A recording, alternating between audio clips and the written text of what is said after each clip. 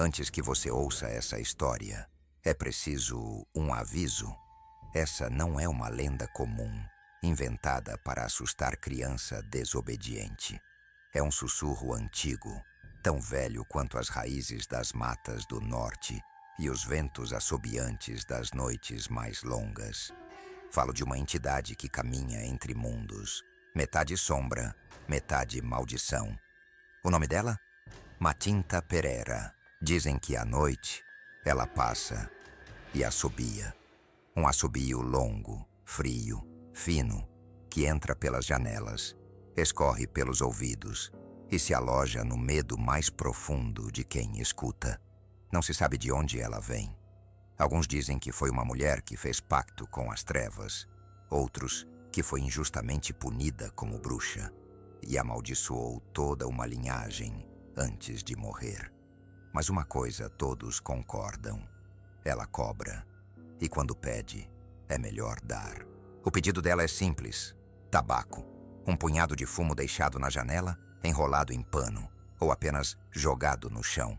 Quem ouve o assobio e atende ao chamado, vive. Quem ignora, desaparece. Fica seco, esquecido, sumido como se nunca tivesse existido. Matinta não aparece toda noite, mas quando vem, ela escolhe. E se o escolhido fecha a janela, ou ri, ou duvida, então o selo se rompe e ela entra. Essa história que você vai ouvir aconteceu num vilarejo esquecido pelo tempo. Um lugar onde a neblina se arrasta e as sombras conhecem todos os nomes. Onde alguém um dia escutou o assobio e não ofereceu nada. Agora que você sabe o que está em jogo, te convido a entrar comigo nessa escuridão. Mas cuidado, se você ouvir um assobio enquanto escuta essa história, não finja que é o vento. O começo da história. O relógio da igreja bateu 11h43. Cada badalada parecia reverberar pela vila como um sussurro antigo, daqueles que ninguém mais ousava responder. Sombra da Serra dormia com suas luzes fracas, suas portas cerradas e um medo ancestral escondido sob cada telha torta. A vila era pequena, tão pequena que se podia atravessá-la de ponta a ponta em 20 minutos a pé. Mas era o tipo de lugar onde os dias andavam devagar e as noites não andavam. Ficavam paradas, presas, como se o escuro esperasse alguma coisa. Na última casa da Rua do Cedro morava Dona Arlinda, uma senhora de idade indefinida que usava vestidos floridos mesmo no frio, e tinha um gato malhado chamado Cacau, que não desgrudava dela. Naquela noite, ela se sentou em sua cadeira de palha, acendeu o lampião a querosene e pegou seu fumo. Enquanto seus dedos calejados enrolavam as folhas secas, o som veio. Um assobio agudo, longo, arrastado, vindo de lugar nenhum. O gato sumiu sob o fogão. Arlinda fechou os olhos. Ela tá vindo. 3 casas adiante. Thales, um jovem recém-chegado da capital, revirava os olhos ao ouvir o som que os vizinhos tanto temiam. Estava na vila havia 2 semanas, lecionando história na escola municipal. Achava tudo ali parado no tempo, inclusive as crenças. Luz. Esse povo devia estudar antropologia. Matinta parece nome de boneca de pano. Ele riu. Riu alto. Mas quando fechou a janela, o vento pareceu entrar mesmo com os vidros trancados. Uma lufada fria apagou a vela sobre sua escrivaninha. O celular caiu sozinho da mesa. Ele engoliu seco. Às 3h17 da madrugada, Thales ouviu um som mais próximo, como garras arranhando o vidro. Quando foi até a sala, uma voz fraca o chamou pelo nome. Ele se virou devagar, e do outro lado da cortina, nada. Nada visível. Mas o cheiro de folhas queimadas e umidade invadiu o cômodo. No dia seguinte, a diretora da escola notou sua ausência. Bateram em sua porta. Ninguém respondeu. Arrombaram. Tudo estava em ordem, exceto por um detalhe. Um punhado de folhas secas de tabaco caído sob a janela entreaberta. Dona Arlinda passou pela casa, olhou a varanda com um olhar cansado e murmurou. Pediu. Ele não deu. E então, ela assobiou, não com medo, mas com tristeza. Na manhã seguinte ao desaparecimento de Tales, uma névoa mais densa que o habitual repousava sobre sombra da serra. As árvores pareciam curvadas. Os cães não latiam. Até o galo do seu Justino, conhecido por cantar antes da hora, ficou em silêncio naquela madrugada. No fim da rua, Clarinha, de apenas 8 anos, desenhava compulsivamente desde o amanhecer. Sua mãe tentava chamá-la para o café, mas a menina não respondia. Os olhos estavam fixos no papel. Grafite na mão, traço firme. Era a 4ª folha que preenchia em menos de meia hora. Quando a mãe enfim se aproximou, sentiu um arrepio gelado nas costas. No papel, Clarinha havia desenhado a casa do professor Tales, com a janela aberta, e um vulto de vestido escuro parado diante dela. O detalhe mais perturbador era o que surgia nos cantos da folha. Um longo rastro de fumaça saindo da boca do vulto, formando um assobio retorcido. Quem te ensinou a desenhar isso, Clarinha? A menina piscou como se voltasse de um transe. Eu só sonhei. Enquanto isso, Dona Arlinda, do outro lado da vila, acendia sua vela de 7 dias e murmurava um salmo esquecido. Não era a primeira vez que alguém sumia naquela rua, nem a primeira vez que uma criança começava a ver antes dos outros. Na escola, a ausência de Tales causava comentários abafados. Ninguém falava diretamente sobre a Matinta, mas o nome pairava no ar como poeira antiga. Ao fim da tarde, seu Damásio, um velho curandeiro que raramente saía de casa, bateu à porta de Arlinda. Ela voltou, né? Disse, sem precisar de resposta. Arlinda apenas apontou para o céu, onde os urubus já começavam a circular, mesmo sem haver carne exposta.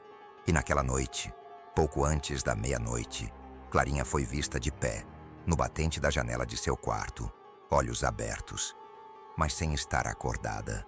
E da sua boca, como se fosse um eco distante, saiu um som agudo e contínuo. Na manhã seguinte, Clarinha não lembrava de nada. Apenas acordou com o lençol encharcado de suor e os dedos sujos de grafite. O desenho da noite anterior, agora amassado no chão, tinha um novo detalhe. O vulto do vestido escuro estava mais próximo da janela. A mãe dela jogou o papel no lixo, mas o medo, esse não se jogava fora tão fácil. No centro da vila, enquanto a neblina rastejava pelas ruas como um bicho sem pressa, Tales apareceu. Estava de pé, descalço, diante do portão da escola. Vestia a mesma roupa da noite do desaparecimento, mas seu olhar era vazio, pupilas dilatadas, olheiras profundas. A diretora o encontrou assim, sem dizer uma palavra, olhando fixamente para a parede como se ela contasse um segredo. Tales, você tá bem? Ele apenas virou a cabeça lentamente, encarou o nada e caminhou para dentro do prédio sem responder. O boato se espalhou em minutos. Ele voltou, mas ninguém dizia são e salvo. Dona Arlinda o viu passar da varanda, fez o sinal da cruz e murmurou. Ela deixou ele voltar, mas não inteiro. Naquela tarde, Clarinha começou a falar sozinha. A mãe achou que fosse brincadeira, até ouvir a voz que respondia, grossa, rouca, fêmea, velha. A menina dizia, Lom. Ela disse que a bruxa vai pegar o nome de quem não dá o fumo. Seu Damásio apareceu no portão da casa, trazendo um pequeno amuleto de cipó e dentes de preguiça. É ela, sim, e tá escolhendo. Ao anoitecer, uma vizinha disse ter ouvido o som de uma bengala arrastando no chão de terra, mesmo sem ninguém por perto. E mais tarde, quando a vila mergulhou no breu, todos os cães começaram a uivar, exceto os que se esconderam sob as casas. Do quarto de Clarinha, vindo de trás da porta fechada, sua mãe ouviu um assobio. Mas era Clarinha quem assobiava. dormindo. E do outro lado da vila, pela primeira vez em décadas, o sino da igreja tocou sozinho. Na manhã seguinte, o sino da igreja estava parado, mas todos juravam ter ouvido seu toque durante a madrugada. O padre, que dormia nos fundos, disse não ter saído da cama. Talvez vento, arriscou. Mas ninguém respondeu. Em sombra da serra, vento não toca sino. Seu Damásio caminhava com dificuldade pelos becos de terra molhada, seu rosário de ossos batendo contra o peito. Bateu à porta de Dona Arlinda, que o aguardava com chá de arruda e olhar cansado. Ela quer uma nova boca. Arlinda assentiu. E parece que já escolheu a menina. Damásio sentou-se devagar. Os dedos trêmulos seguravam um pedaço de papel amarelado, antigo, escrito à mão. Achei isso entre os guardados da minha avó. Uma carta. Fala de uma mulher chamada Marta Inha Pereira. Arlinda arregalou os olhos. O nome dela. A história se desenrolou entre goles de chá e silêncios pesados. Marta era uma mulher curandeira que viveu na região em 1883, acusada de envenenar um coronel. Era conhecida por trabalhar com folhas, chás e encantamentos. Disseram que ela amaldiçoou a vila com o último sopro antes de ser queimada viva.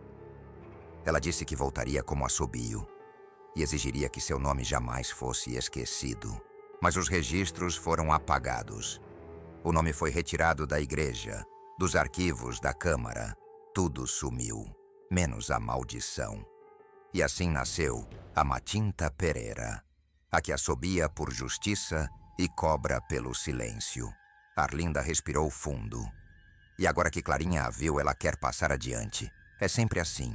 A Matinta assobia e escolhe uma menina para herdar o fôlego dela. Damásio pousou o papel na mesa. Só tem uma chance de impedir, recuperar o nome e entregá-lo no vento. Mas para isso, vai precisar de tabaco, fogo e sangue. Lá fora, o céu escurecia antes da hora. E no fundo do quintal de Clarinha, entre os arbustos, 2 pegadas de ave estavam cravadas na terra, frescas, recentes. A noite caiu sem aviso. O céu, ainda alaranjado, foi engolido por nuvens negras que pareciam descer das montanhas como uma muralha viva. Os pássaros silenciaram.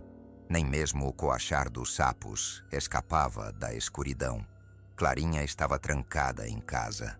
A mãe, em desespero, espalhava sal nos batentes, arruda nas janelas e deixava o rádio ligado em volume alto, como se a voz humana pudesse afastar o que vinha do escuro. Na casa de Dona Arlinda, seu Damásio organizava os elementos do ritual. O tabaco seco, colhido à mão e embrulhado em pano de linho. Um punhal antigo com cabo de madeira queimada. E uma vela negra, guardada por anos para esse momento. Vai precisar de sangue, disse ele encarando Arlinda. O meu, se for preciso. Mas Arlinda sabia que o sacrifício não seria simbólico. Haveria dor e talvez morte. Naquela mesma noite, Thales bateu à porta. Estava abatido, a fala entrecortada, os olhos avermelhados. Eu vi ela, vi os pés, de ave. Ela sussurrou o nome, Inha, Inha, e disse que Clarinha é o próximo sopro dela. Silêncio. Eu quero ajudar. Me deixem pagar. Dona Arlinda não respondeu. Apenas entregou a ele o fumo e apontou para a trilha da mata. Deixe na clareira, ao lado do cruzeiro velho, e diga o nome dela ao vento. Thales saiu, tremendo, mas decidido. Carregava o tabaco, a vela e um último desenho de Clarinha, onde a figura da Matinta agora segurava uma bengala feita de ossos humanos. Às 3 da madrugada, Clarinha desapareceu do quarto. A janela estava entreaberta. No chão, folhas pisadas. Nenhum som, nenhum grito. Somente um assobio, arrastado, prolongado, como o sopro de quem acabou de nascer. A clareira estava envolta em névoa espessa. As árvores ao redor pareciam mais próximas, apertadas, como se estivessem assistindo. O cruzeiro velho, um toco de madeira escurecida pelo tempo e pelos relâmpagos, se erguia no centro, rachado e silencioso. Thales chegou primeiro. Tremia. A vela mal acendia por causa do vento úmido. Mas ele persistiu. Colocou o fumo sobre uma pedra, desenhou o símbolo com sangue, o seu, e sussurrou com voz embargada: Marta Inhá Perera, que seu nome se quebre no ar. O vento parou. O mundo pareceu segurar a respiração, e então o assobio veio, mas não de longe, veio de dentro dele. A sombra surgiu lentamente na beira da mata, coberta por trapos escuros, corpo curvado, pele cinzenta como cinza velha, olhos sem pupilas, os pés de ave, a bengala, ossos e cipó, mas a boca sorria. Você deu, mas não há tempo. Foi quando Dona Arlinda surgiu, carregando Clarinha nos braços. A menina dormia, em transe profundo. Arlinda pôs a criança no chão, encarou a entidade e tirou do bolso um amuleto com o nome escrito em folhas secas. Você quer uma boca nova, mas vai ter que se contentar com a minha de novo. E sem hesitar, engoliu as folhas. Matinta gritou, um som sem fim. O vento explodiu em todas as direções. A vela apagou, e então, silêncio.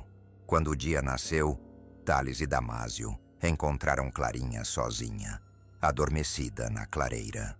O cruzeiro estava em chamas, e ao lado das cinzas, um pequeno montinho de tabaco, enrolado com cuidado. Dona Arlinda nunca mais foi vista.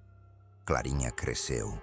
A vila ficou para trás como um sonho enevoado, ou um pesadelo enterrado sob promessas de esquecimento. Vive hoje com a tia-avó em uma cidade pequena do interior, onde ninguém jamais ouviu falar de Matinta Pereira. Estuda, frequenta a igreja, ajuda na feira. É uma jovem calma, educada e normal. Mas a normalidade é uma fantasia frágil. Toda noite, 13 de agosto, Clarinha desperta subitamente às 3h17 da madrugada.